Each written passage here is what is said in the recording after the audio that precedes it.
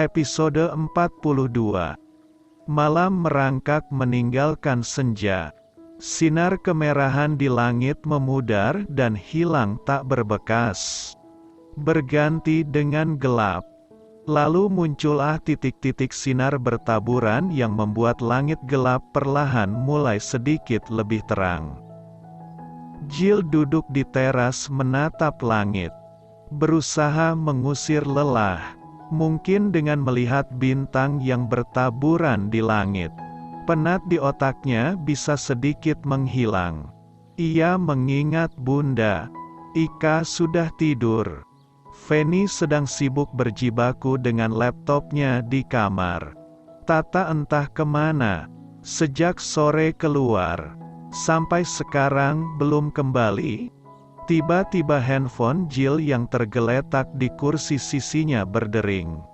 Jill terbelalak melihat nama yang menelepon. Pak Acen. Tumben Big Boss meneleponnya. Ia mendapatkan nomor itu dari Fanny sesaat setelah diterima bekerja di perusahaan itu. Ada apa malam-malam begini Pak Acen menelepon? Angkat. Enggak. Angkat. Enggak. Jill bingung karena gugup.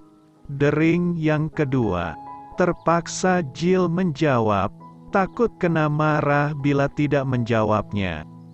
Jill, suara mengguntur terdengar di seberang. Ya, Pak, ada apa? Pak, Jill agak gugup. Kamu ke mes saya sebentar. Ada penting. Perintah Pak Acen. Apa soal pekerjaan? Pak? Ya, kemarilah. Bagaimana kalau besok di kantor saja? Pak, Jill memberanikan diri. Meski sesungguhnya sedikit gemetar saat mengatakannya. Ini penting. Sepenting apa? Ya Tuhan. Tidak bisakah dia menunggu hari esok? Baik. Jawab Jill setelah lama berpikir keras. Jill berlari memasuki kamar Ika. Temannya itu tertidur pulas di atas kasur tanpa ranjang dengan posisi menelentang. Kaki terbuka lebar dan tangan merentang sementara selimut teronggok di ujung kaki.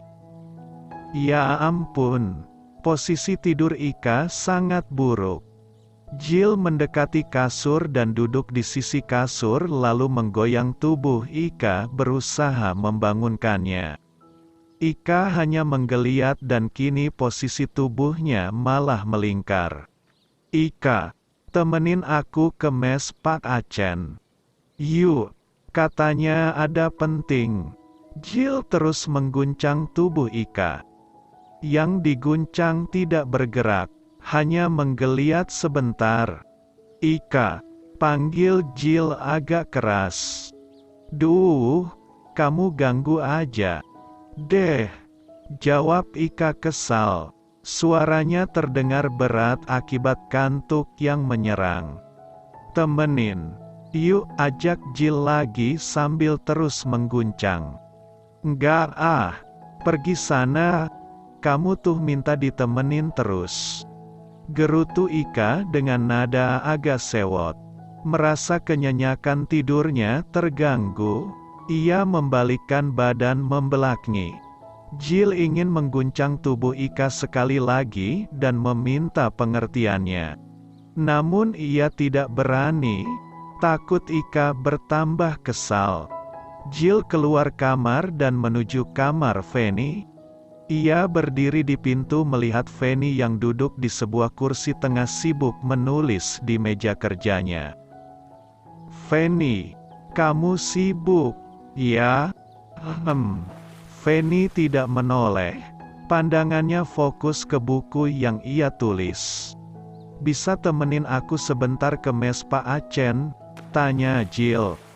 Fanny tidak menjawab. Tangan terus menulis dan pandangannya fokus pada buku. Dia memanggilku jam segini. Katanya ada penting. Lanjut Jill. Bukannya kamu sekretaris Pak Acen ya? Kenapa malah aku yang dia panggil untuk urusan yang katanya penting? Aku sibuk banget. Dia tahu soal itu. Ini datanya harus segera rampung secepatnya. Pihak pusat menunggu laporannya. Terpaksa aku lembur. Kalau kamu ngerasa nggak nyaman pergi ke sana, nggak usah pergi. Tapi aku takut kena marah kalau nggak menuruti perintahnya. Kamu bisa tinggalin sebentar nggak kerjaanmu itu? Jill memohon. Nggak bisa. Akan berantakan kalau aku tinggalkan. Tapi, Jill, tolong tinggalkan aku. Aku sibuk sekali. Nanti bisa bersalahan kalau diganggu. Jill tidak dapat lagi membujuk. Ia takut bujukannya justru kan membuat Fanny menjadi kesal dan ujung-ujungnya marah. Akhirnya Jill meninggalkan Fanny. Kini, ia berdiri menyandar di pintu kamar Fanny. Perasaannya tidak nyaman saat harus menemui Pak Acen sendirian. Malam-malam begini lagi. Ia menatap ponsel yang sejak tadi ia pegang saat benda itu berdering. Jeff menelepon. Organ tubuh Jill merespon dengan aneh saat nama itu memanggil. Sedikit menegang dan gugup. Jill jadi merasa aneh pada dirinya sendiri. Bahkan ia batuk beberapa kali untuk membuat suaranya sedikit lebih merdu. Supaya tidak kedengaran jelek.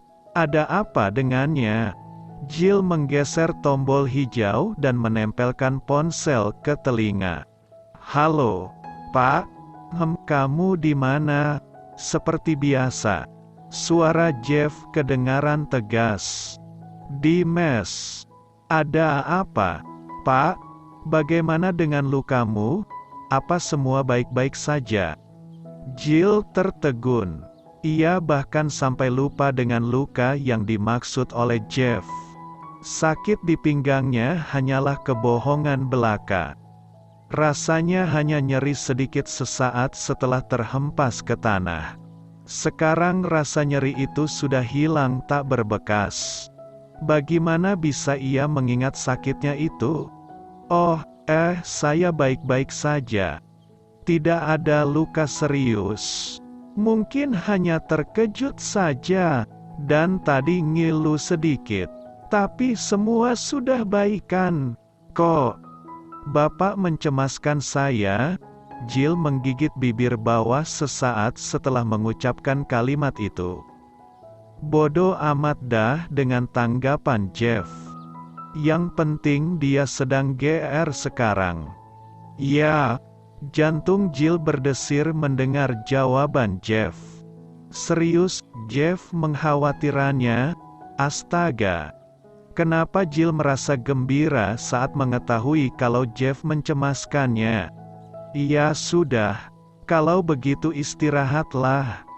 Jill tersenyum. Oke. Sambungan telepon diputus. Senyum Jill masih mengembang. Ia sampai lupa kalau ia memiliki tugas untuk menemui Pak Acen. Pria tengah baya itu bisa saja marah jika Jill terlalu lama membuang waktu. Perasaan Jill yang bahagia berubah menjadi tegang. Saat ia melangkahkan kaki menuju mes Pak Acen dengan jantung deg-degan tak karuan.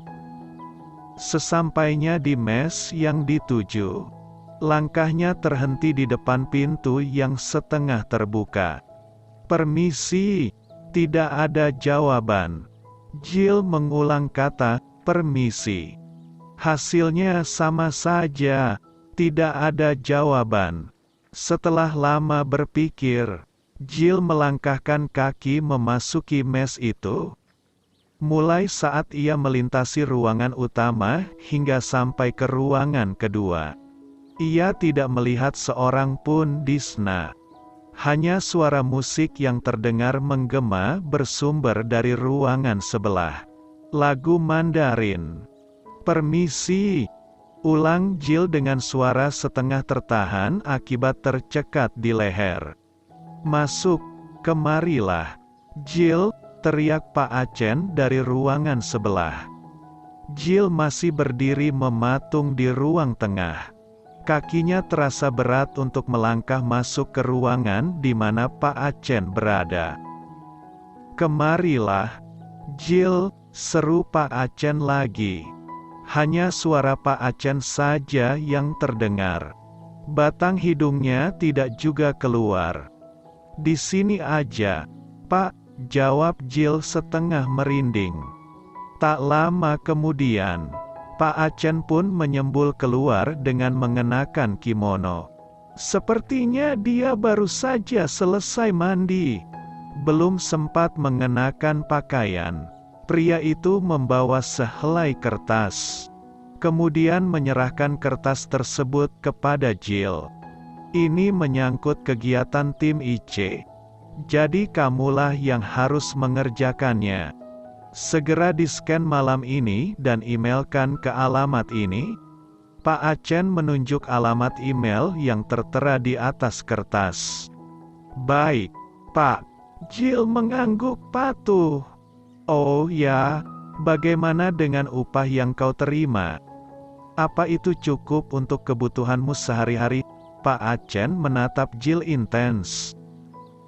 "Lebih dari cukup, Pak. Saya bahkan bisa menyisihkan sebagian untuk ditabung." "Benarkah? Irit sekali biaya hidupmu. Tunggu di sini sebentar." Pak Acen masuk ke ruangan lain, lalu kembali sembari membawa sesuatu. "Ini untukmu." Ia menyerahkan segepok uang yang ia bawa kepada Jill. Sontak Jill menggeleng.